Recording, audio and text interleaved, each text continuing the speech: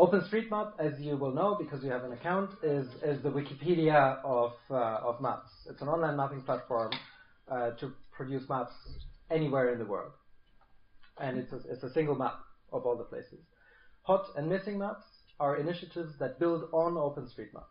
They are their own communities, and they connect. Their specific concern is to produce maps for humanitarian purposes. At the same time, they build on OpenStreetMap. They use OpenStreetMap tools, and also many OpenStreetMap community members are also supporting HOT and are involved with HOT. When we do mapping initiatives with HOT and with missing maps, we've struggled for the longest time with a number of things. First of all, to demonstrate this is the impact of our work. It's in principle, we would just need to show the data that we produced, but the data is in a database somewhere, and it requires a fairly technical person to identify data that was produced during a particular mapping initiative, and then make that and visualize somehow this is what just happened during this mapathon, or this is the mapping we did for Ecuador and so on. So for the longest time, for organizers and for people who write funding applications and so on, it was really hard to demonstrate this is what missing maps achieves. On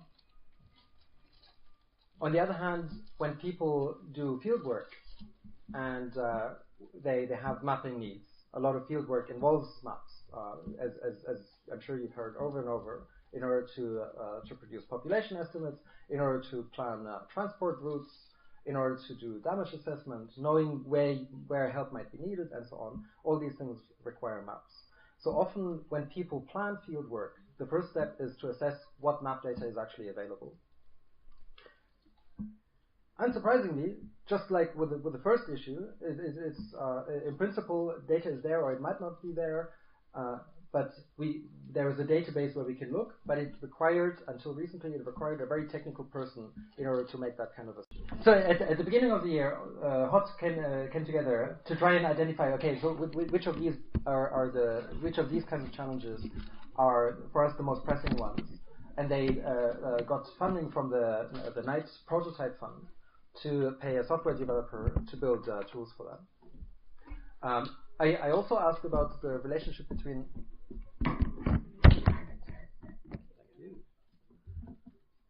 I also asked about the relationship between HOT and missing maps earlier because one of the things that's really interesting is about this ecosystem, this OpenStreetMap and HOT ecosystem, is how work actually happens. OpenStreetMap and HOT, they're not a single organization. Even HOT itself is not just a single organization. It's a patchwork and networks of individual groups who come together with a shared ambition. And when projects like this happen, often it's not a single team that makes it happen. It's people from different kinds of organizations with different kind of expertise discussing. This is perfect. Thank you so much, guys. Teams from different organizations come together, experts come together to try and understand what is the problem we're looking at, what are our options in addressing it, and then out of that work happens. So one outcome of this nature that happened this year, which was just launched a week ago, is what we now call OpenStreetMap Analytics.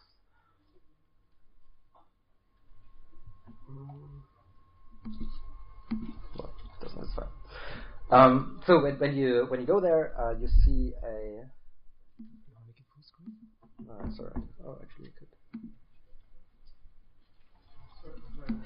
When you go there, you see a map of the world, and you see a heat map, which is essentially what experts call the feature density of the map.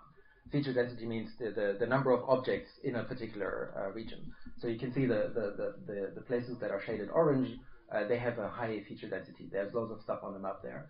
At the moment, we're looking at the density of buildings. As you can see on the top right, there's a drop down, but we can also look at roads.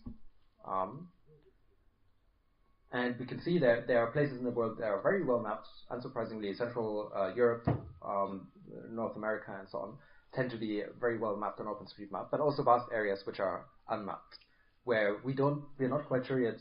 Is it because there's nothing there, or is it because we still have work to do to map? So in order to show you what this now allows us to do, you might have heard that about 2-3 weeks ago there was an earthquake in Ecuador, and when these kinds of disasters happen, again, field teams coordinate work, and one of their first questions is map data already available? The second question then, in the case of a natural disaster, is to what extent do we need to update the data? How old is the data? So let's see.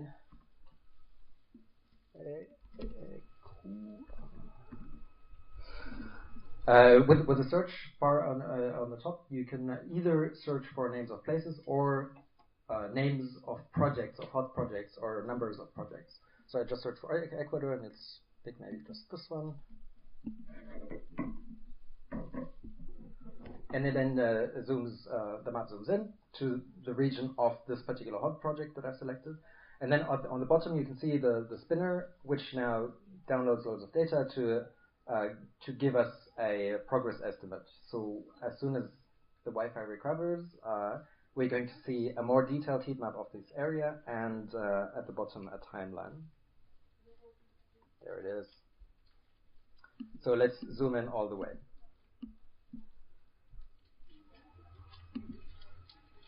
So here we can see, let's maybe again switch back to buildings. Here we can see these are buildings, these orange spots, these are buildings that were mapped. Let's go to a dense area here.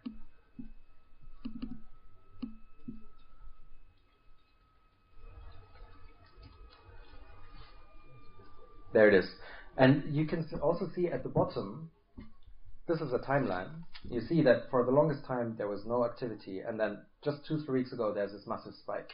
This is when this map was created to maybe give you a more concrete sense of this kind of activity. If we look at London, where in London there's been mapping activity since OpenStreetMap existed. OpenStreetMap originates in London. So the timeline of London looks quite different. We see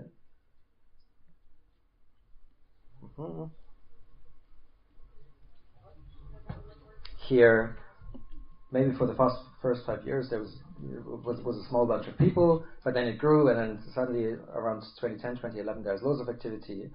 So we see this region that is selected here. This is the activity of changes made over time. And then maybe more importantly, this then also allows us to demonstrate the outcome of a particular work. So for example, if we wanted for London, we wanted to compare the state of 2010 to the state of now.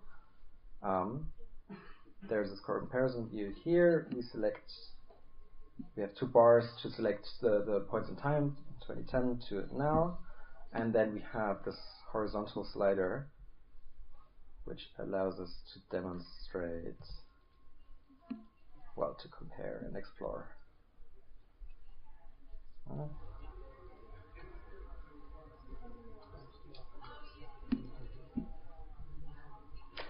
It's still loading, but I guess you get the idea.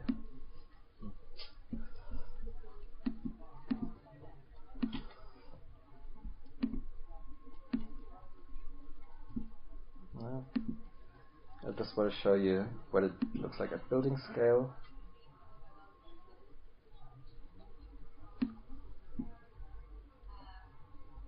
There it is. So this is the very first step. This already looks quite shiny, but this gives us the very basics. This allows us to do before and after comparisons. This allows us to check very quickly, are there buildings or are there roads mapped in this area? There are many other features that we might care about: hospitals, helicopter landing spots, and so on. There are also many other questions we might have of the data.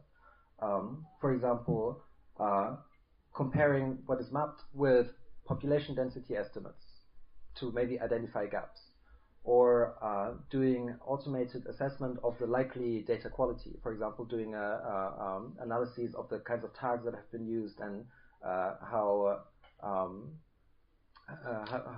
thorough people were in annotating things and so on. So there are loads of additional features that people will keep adding to this. But what you can see here, this is the work of I think let's say 2 months. A team in the beginning came together to to try and identify what is it that we need, and then HOT pursued funding. A single developer built this with the support of a number of people, and in the end it came together very quickly.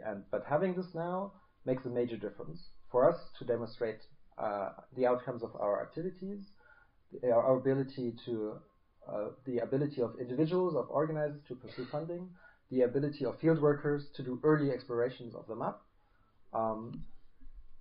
and then to probe Pete. Can you please map this place, so that Pete then can poke you guys to actually make the maps happen. Thank you.